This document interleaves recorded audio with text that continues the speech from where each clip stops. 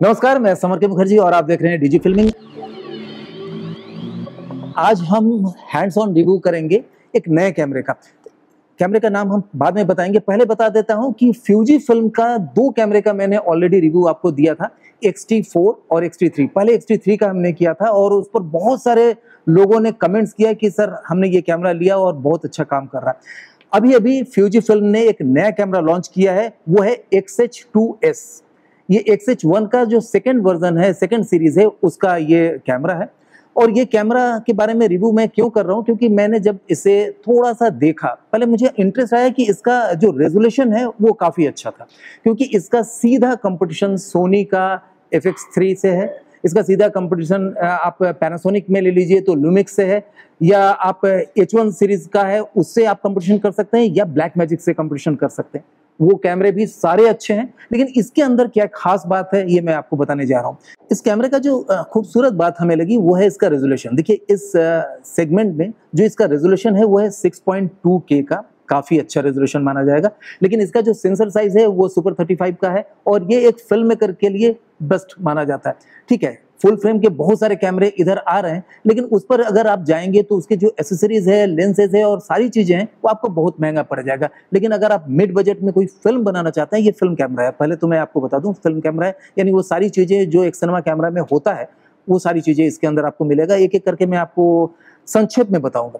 इसका जो फॉर्मेट है रिकॉर्डिंग का, वो रॉ पर भी आप शूट कर सकते हैं। 10 बिट का इनबिल्ट रिकॉर्डिंग है और 12 बिट में अगर आप एक्सटर्नल रिकॉर्डर लगाते हैं तो 12 बिट में आपको रिकॉर्डिंग करने का मौका मिलता है एक्सटर्नल। अब फॉर्मेट में आता है सबसे ज्यादा जो लोकप्रिय फॉर्मेट है, जिसमें कि आप किसी भी एडिटिंग सॉफ्टवेयर पर आप एडिट कर सकते हैं सीधे इंपोर्ट करके, वो है MOV5। और MOV में अगर प्रोरेस है, प्रोरेस का 422 ब्रॉडकास्ट क्वालिटी है अगर आप टीवी के लिए प्रोडक्शन कर रहे हैं, और फिल्म के लिए भी प्रोडक्शन कर रहे हैं तो 422 बहुत बढ़िया माना जाता है। अगर आप एक रॉ फाइल की तरह भी देखते हैं तो देखिए, सीधे तो रॉ फाइल नहीं है, ये एक फाइल, सिंगल फाइल बनाता है, लेकिन इसमें आप बहुत कुछ कर सकते हैं एडिटिंग के दौरान या DI के दौरान। और उसके अलावा बहुत सारे और फाइल बनाते हैं, यानी जैसे कि ब्लैक मैजिक के जो लवर्स हैं तो ब्लैक मैजिक का भी फाइल इसमें बन जाता है। अगर आप ब्लैक मैजिक पर रिकॉर्ड करना चाहते हैं तो उसमें रिजॉल्व पर, अगर आप एडिटिंग पर जाते हैं रिजॉल्व पर, या DI करने जाते हैं, कलर ग्रेडिंग करने जाते हैं, तो रिजॉल्व पर जाकर के उस पर बढ़िया आप कलर ग्रेडिंग भी कर सकते हैं। तो ये इसके अंदर बहुत अच्छी बात मानेंगे। दूसरा, अभी ये कैमरा है चूंकि 6.2K पर करते हैं, तो लोगों का ये शिकायत रहती है कि सर इस पर अगर आप करेंगे तो कैमरा तो गर्म हो जाएगा, जल्दी जल्दी बंद होने लगेगा। तो इसमें एक फैसिलिटी दिया हुआ है यहाँ पर कि अलग से आप फैन इसमें आप माउंट कर सकते हैं। इस तरह से अगर आप माउंट कर देते हैं फैन को, तो ये फैन, और अच्छा एक बात और मैं बता दूं, फैन में हमने देखा, सोचा कि साउंड आएगा, ज्यादा तेज आवाज आएगी तो इस कैमरे के लिए भी दिक्कत होगा। अगर आप लाइव कुछ रिकॉर्ड कर रहे हैं या फिर आप सिंक रिकॉर्डिंग चाहते हैं, सिंक शूटिंग करना चाहते हैं, साउंड सिंक करना चाहते हैं, तो दिक्कत आएगा। लेकिन बहुत कम इसका नॉइज है, यानी आप कान लगाएंगे तो हल्का सा पता चलता है कि हाँ फैन चल रहा है। अदरवाइज आप रेड कैमरे में देखिए या किसी और कैमरे में तो फैन का साउंड समझ में आता है, इसमें फैन का साउंड बहुत कम है, क्योंकि ये मान के चलते हैं कि इसमें हम लाइव रिकॉर्डिंग करना हो सकता है कि सिंक साउंड हम रिकॉर्ड करें। तो ये एक अच्छा फीचर लगा हमको। दूसरे किसी कैमरे में, इस सेगमेंट के किसी कैमरे में अलग से फैन लगाने लगते हुए तो मैंने देखा नहीं है। एनीवे, ये एक अच्छा। अब आते हैं इसके दूसरे फीचर्स पर। सिंपल सी बात है, लोग कहेंगे कि इसमें और क्या चीज है, तो दूसरी चीज है इसका फोकस।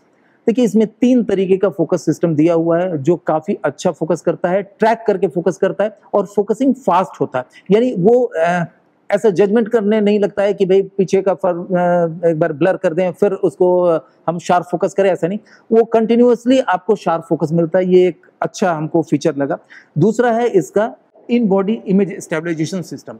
तो IBIS इसका बढ़िया है। IBIS इसके अंदर 7.5 स्टॉप का IBIS है। 5 एक्सिस तो है ही है, अगर IBIS है तो 5 एक्सिस होगा ही, लेकिन 7.5 स्टॉप का इसमें IBIS है। और इस पर लॉग फाइल जो शूट होता है, लॉग फाइल की बात करते हैं तो इसका F-Log 2 आ चुका है। F-Log 2 में 14 प्लस का आपको डायनेमिक रेंज मिलता है, काफी अच्छा डायनेमिक रेंज। देखिए, डायनेमिक रेंज मैंने चेक नहीं किया, लेकिन इनका दावा है, कंपनी का दावा है कि 14 प्लस का डायनेमिक रेंज देता है। तो आप सिनेमा कैमरे के बराबर आप समझ सकते हैं कि किसी भी बड़े सिनेमा कैमरे के साथ आप इसको टक्कर दे सकते हैं। दूसरा है इसका माउंट। थोड़ा सा हमको माउंट पर शक था कि भाई इसका माउंट पर थर्ड पार्टी लेंसेज आ रहे हैं कि नहीं।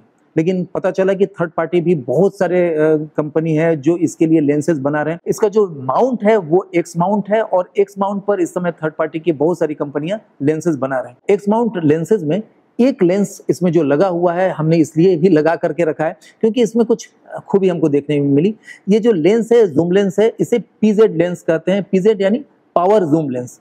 अक्सर आप देखे होंगे कि वीडियो कैमरे में तो जूमिंग के लिए आपका टेली वाइड एक बटन होता है जिसके जरिए आप स्मूथ टेली या वाइड कर सकते हैं, लेकिन किसी भी डीएसएलआर और मिररलेस में जूम करते समय आपको ऐसे ऐसे जूम करते हैं तो जो कि झटका खाते हुए जूम होता है। यानी बहुत स्मूथ अगर करना है तो बहुत ही ख्याल करके आपको करना पड़ेगा, लेकिन इसमें पावर अलग से दिया है। यानी लेंस को जूम इन जूम आउट करने के लिए अलग से अंदर पावर दिया है। इसको 3 तरीके से आप जूम इन जूम आउट कर सकते हैं। पहला तो यहाँ पर रिंग दिया है, इसके जरिए दे सकते हैं। दूसरा है इसके अंदर एक बटन दिया हुआ है, उस बटन को अगर प्रेस करते हैं टेली के लिए तो सीधे धीरे धीरे टेली होता चला जाएगा, दूसरा करेंगे तो धीरे धीरे वाइड होगा। और तीसरा है इसके स्क्रीन पर भी आप स्क्रीन के जरिए भी टेली और वाइड आप स्विच की तरह आप जूम इन जूम आउट कर सकते हैं। तो ये बड़ा ही अच्छा लगा क्योंकि अगर आपको स्मूथ ले जाना है किसी कैरेक्टर के तरफ, फिल्म बना रहे हैं, तो कई बार आपको जरूरत पड़ता है कि भाई हमको जूम इन करना पड़ेगा, हमको ट्रॉली ट्रैक नहीं कर सकते हैं क्योंकि आपके पास समय कम है, तो ट्रॉली ट्रैक की जगह आप जूम इन जूम आउट कर सकते हैं। तो ये फीचर भी अच्छा लगा। तो 3 चीजें आपको समझ में आ गया। हाँ, कुछ चीजें है जो हमको लग रहा था कि थोड़ा दिक्कत, जैसे हम कैनन पर काम कर रहे हैं, सोनी पर काम कर रहे हैं, तो अगर आपके पास नया कैमरा आ जाता है तो डेफिनेटली थोड़ा सा आपको टाइम लगेगा अच्छा इसको समझने में कि इसकी सेटिंग कहाँ पर है। लेकिन असाइन आप कहीं भी कर सकते हैं, इसमें बहुत सारे असाइन के लिए बटन दिए हुए हैं और आप किसी भी मोड को किसी भी जगह पर असाइन कर सकते हैं और उससे अच्छा रिजल्ट ले सकते हैं। सेंसर की बात करेंगे तो सेंसर इसका अच्छा है, 3 लेयर्स में ये काम करता है। फास्ट सेंसर है, ये 5वीं पीढ़ी का सेंसर इसके अंदर दिया गया है। 3 लेयर में काम करने से फायदा क्या होता है कि जो एक सेंसर पिक्चर को कैप्चर कर रहा है वही रिकॉर्ड कर रहा है, वही मेमोरी में दे रहा है, ऐसा ना करके इसको 3 अलग अलग हिस्से में किया है जिसकी वजह से सेंसर फास्ट काम करता है। वैसे इस कैमरे पर जल्दी हम कुछ एड फिल्म या कुछ शॉर्ट फिल्म अलग से बना करके मैं कोशिश करूंगा कि आपके लिए लाऊं ताकि आप प्रोफेशनल आउटपुट उसमें देख पाए। और इस तरह के और भी टेक्निकल रिव्यू जानने के लिए आप नीचे कमेंट करिए कि कौन से कैमरे का आप next time hands on review देखना चाहते हैं। नमस्कार। भारत में 1000 से अधिक चैनल्स, 10,000 से अधिक कार्यक्रमों का निर्माण, 1 लाख से अधिक लोगों की जरूरत। अब आप भी हिस्सा बन सकते हैं भारत में सबसे तेजी से बढ़ने वाले प्रेस्टिजियस करियर का। आप बन सकते हैं film and television director, cinematographer या फिर नॉन लीनियर एडिटर। आप चुन सकते हैं फिल्म डायरेक्शन कोर्स को एक सम्मानजनक करियर के रूप में। IFTA, the bridge from ordinary to extraordinary।